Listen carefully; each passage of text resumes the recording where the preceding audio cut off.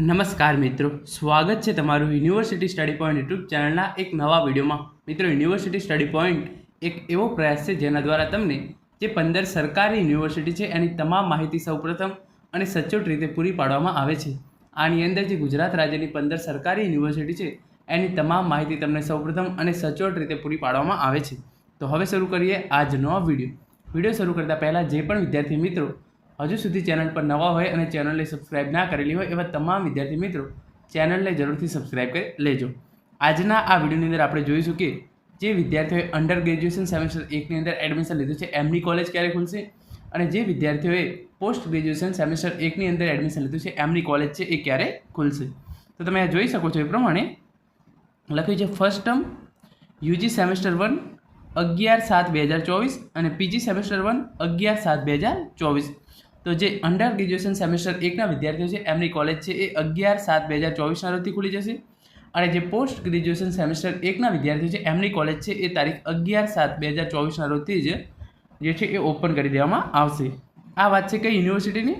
HNGU યુનિવર્સિટીની, એટલે કે જે હેમચંદ્રાચાર્ય નોર્થ ગુજરાત યુનિવર્સિટી સંલગ્ન જે પણ કોલેજો છે એ તમામ કોલેજોની અંદર જે વિદ્યાર્થીઓએ ધોરણ 12 પછી સ્નાતકની અંદર એડમિશન લીધું છે એમનું સેમેસ્ટર 1 છે એ તારીખ 11/7/2024ના રોજ ચાલુ થશે અને જે વિદ્યાર્થીઓ પોસ્ટ ગ્રેજ્યુએશનની અંદર એડમિશન લીધું છે એમનું પણ પ્રથમ સેમેસ્ટર તારીખ 11/7/2024ના રોજથી ચાલુ કરવામાં આવશે। હવે આપણે વાત કરી લઈએ ગુજરાત યુનિવર્સિટીની।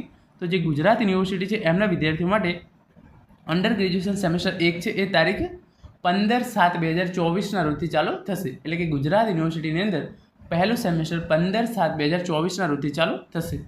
આવી રીતે જે તમામ બીજી યુનિવર્સિટી છે એમના દ્વારા પણ આ તારીખો છે એ બહાર પાડી દેવામાં આવી છે।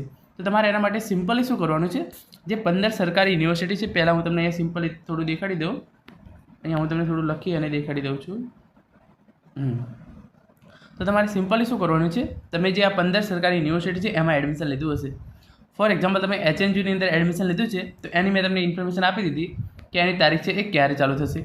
ગુજરાત યુનિવર્સિટીની ઇન્ફોર્મેશન છે એ પણ મેં તમને આપી દીધી છે। તો હવે તમારે ફોર એક્ઝામ્પલ તમે છે એ સૌરાષ્ટ્ર યુનિવર્સિટી છે એની અંદર એડમિશન છે એ લીધું છે, અથવા તો બીજી આપણે મોટી યુનિવર્સિટી લઈએ વીર નર્મદ સાઉથ ગુજરાત યુનિવર્સિટી, આ બંને યુનિવર્સિટીની અંદર ફોર એક્ઝામ્પલ એડમિશન લીધું છે। તો તમારે સિમ્પલી શું કરવાનું છે, જે આ યુનિવર્સિટી છે એની વેબસાઇટ પર જતા રહેવાનું છે। યુનિવર્સિટીની વેબસાઇટ છે એના પર તમે જશો તો તમને શું જોવા મળશે, એકેડેમિક કેલેન્ડર। જે એકેડેમિક કેલેન્ડર છે એવો એક પરિપત્ર તાજેતરમાં દરેક યુનિવર્સિટીઓ દ્વારા બહાર પાડવામાં આવેલો હશે।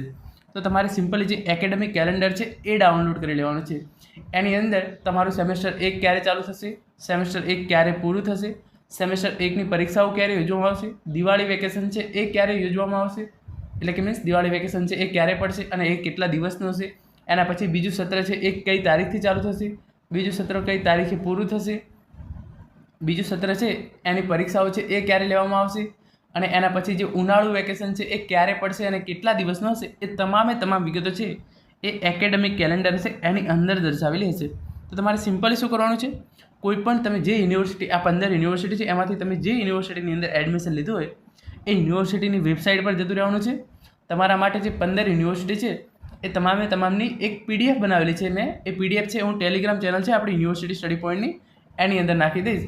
તો તમારે એની અંદર 15 યુનિવર્સિટી છે એની વેબસાઇટ આપવામાં આવેલી છે। તો તમારે સિમ્પલી આ યુનિવર્સિટીની વેબસાઇટ પર જતું રહેવાનું છે। વેબસાઇટ પર જઈ અને તમારે કયો પરિપત્ર ડાઉનલોડ કરવાનો છે, એકેડેમિક કેલેન્ડરનો। તો તમારે એની અંદરથી તમને તમામ ડિટેલ છે એ મળી જશે। તો મિત્રો, આ હતો આજનો વિડીયો જેની અંદર આપણે જોયું કે તમારી સેમેસ્ટર 1ની કોલેજ છે એ ક્યારથી ચાલુ થશે। આશા રાખું છું આજના આ વિડીયોની અંદર મેં તમને જે પણ માહિતી આપવાનો પ્રયત્ન કર્યો છે એ તમને ચોક્કસ ઉપયોગી થશે। Thank you so much for watching.